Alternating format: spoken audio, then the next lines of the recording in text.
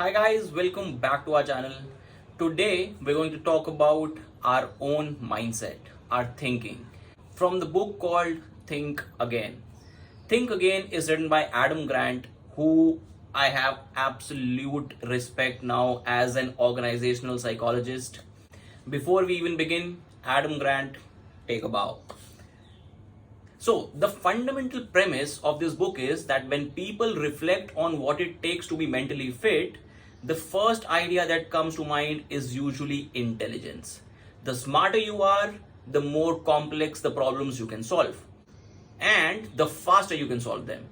Intelligence is traditionally viewed as the ability to think and learn, but there's another set of cognitive skills that might matter more: the ability to rethink and unlearn. We don't hesitate to rethink our answers. We generally hesitate at the idea to rethink. Just let it sink in. See, the part of the problem is cognitive laziness. Some psychologists point out that we are mental misers. We often prefer the ease of hanging on to old views over the difficulty of grappling with the new ones. Questioning ourselves makes the world more unpredictable. It requires us to ask: the facts may have changed. That was once right may now be wrong. But this only happens with our thoughts, not with our wardrobe or possessions. Psychologists call it seizing and freezing. But remember, vintage records, classic cars, and antique clocks might be valuable collectibles, but outdated facts are mental fossils that are best abandoned. Examples of BlackBerry and Nokia with their market shares. Now, as we think and talk, we often slip into the mindset of three professions. First, the preachers. Second, the prosecutors. And third, the politicians. Preacher, when our sacred beliefs are in jeopardy as we deliver sermons to protect and promote our ideals. Prosecutor mode is entered when we recognize flaws in other people's reasoning as we marshal arguments to prove them wrong to win our case. And then the politician mode, when we are seeking to win over an audience. But you know what? Which profession we should follow? It is scientists. Scientists is what we must aspire to be, constantly creating and questioning hypotheses. They also morph into preachers when they present their theories as gospel, politicians when they allow their views to be swayed by popularity rather than accuracy, and prosecutor when they are hell-bent on debunking and discrediting. So there's a fine line between being the right kind of scientist in your own mental models. This chart will help you understand this a bit better. You know, being good at thinking makes you worse at rethinking. As smarter people have that I am not biased bias, confirmation bias, and desirability bias. All these three biases are somewhere present in smarter people. Scientific thinking favors humility over pride, doubt over uncertainty, and curiosity over closure. If I were to summarize this book in one line, this would be it. Adam also talks about the armchair quarterback syndrome. Those football fans, the American football, who are convinced they know more than the coaches on the sidelines. See, confidence exceeds competence. People being blind to their weakness or blind spots is what leads to the armchair quarterback. The opposite of this syndrome is the imposter syndrome, which is also not where we should tread, where competence exceeds confidence. The people who believe they don't deserve their success and are blind to their strengths. I feel I somewhat had this early on in my career. But what if their success is actually driven in parts by those doubts? Imposters may be the last to jump in, but they may also be the last to bail out. Now have a look at this chart. The idea is not to just reach Mount Stupid and stay there. The idea is to continue your journey. See, advancing from novice to amateur can break the rethinking cycle.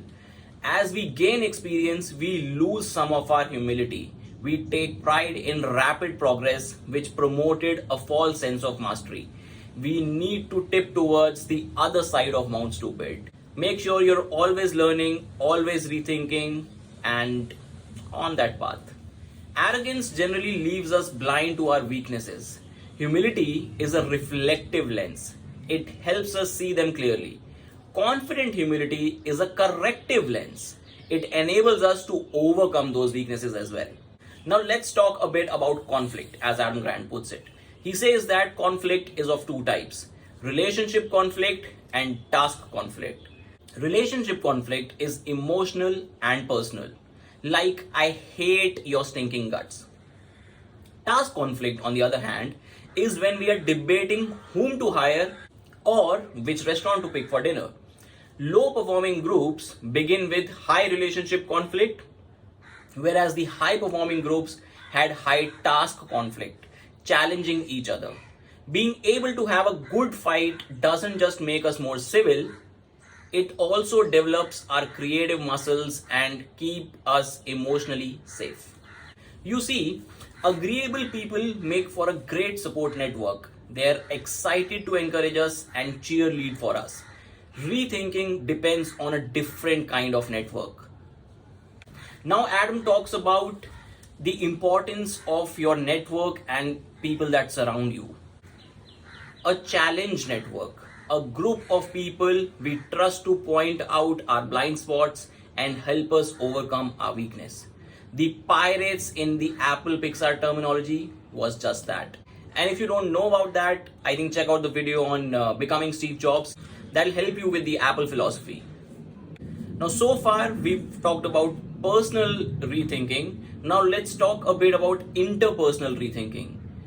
Adam says, don't be a logic bully. Now, what is a logic bully? The idea that you will just overwhelm your opposition with rational arguments that they don't agree with, but they can't fight back. See, this is what a logic bully means. Debates are not meant to attack.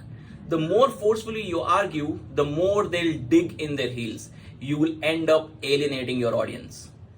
Persuading someone for anything, like getting vaccinated, it seems that no logical argument or data-driven explanation could shake their conviction that vaccines were unsafe. There is a common problem in persuasion. What doesn't sway us can make our beliefs stronger.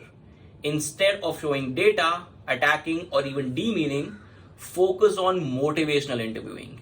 The central premise is that we can rarely motivate someone else to change.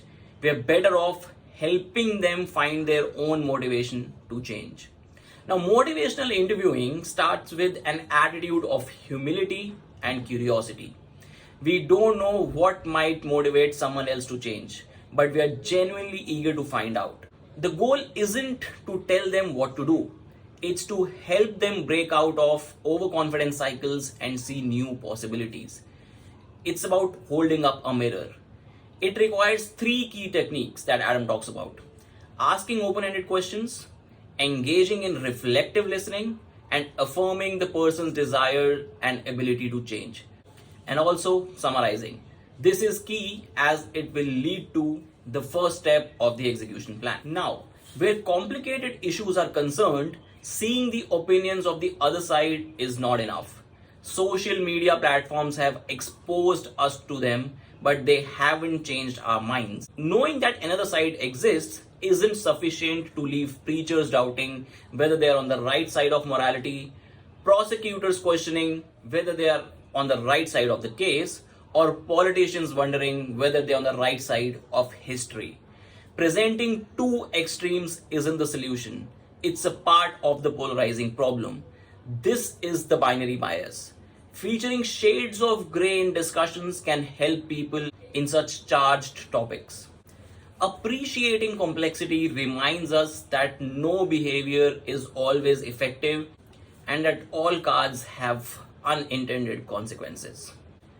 Now you will be wondering how to be the scientist that Adam is talking about. See, to think like a scientist or a fact checker, the guidelines include interrogate information rather than simply consuming it, reject rank and popularity as a proxy of reliability, and understand that the sender of the information is often not the source. Confusion is also a good thing. It can be a cue that there's new territory to be explored or a fresh puzzle to be solved. Another way you can bring it in your own lives is asking the question, how do you know?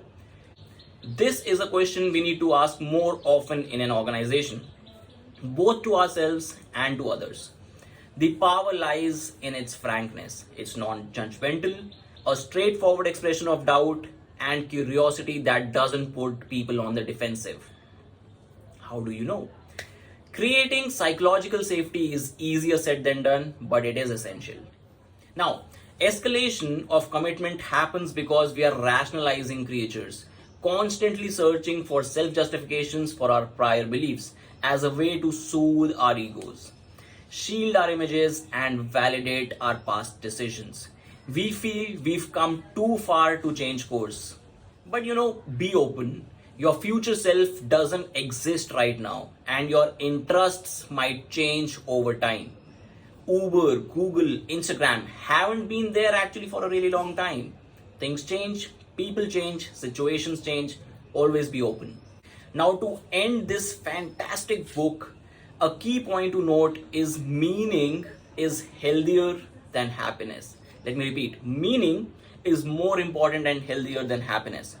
People who look for purpose in their work are more successful in pursuing their passions and less likely to quit their jobs than those who look purely for joy. While enjoyment waxes and wanes, meaning tends to last. So thank you so much for watching. Please subscribe if you haven't already, and check out our summaries. We have almost 40 plus summaries now. See you next time.